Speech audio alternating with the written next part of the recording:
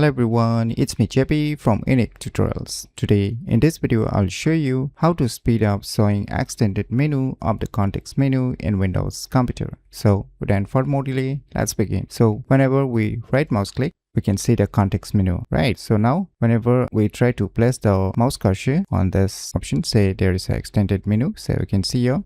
So you can see here the respective speed of showing this extended menu. So this is the default one. So now in order to speed up showing extended menu of the context menu, what you need to do is just click on the Windows Start menu icon and just search for registry editor. Now on the first list you'll see the registry editor program. Just click on it.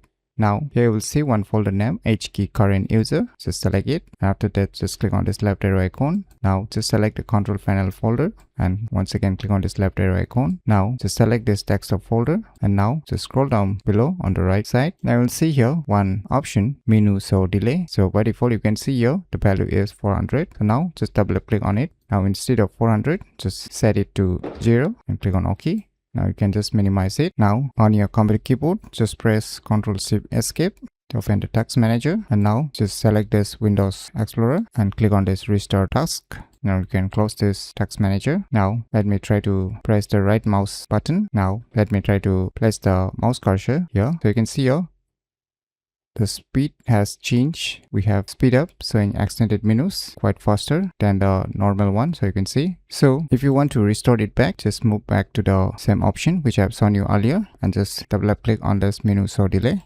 and set it to 400 and click on OK. Then it will be restored back to the default speed. So by using these cool tricks, you can easily speed up showing extended menu of the context menu in Windows computer very easily. So if you never known about these cool tricks, then you should definitely give it a try. So if you find this video tutorial useful, please click on the thumbs like button, and if you're new to our channel, click on the subscribe button, and lastly, thanks for watching.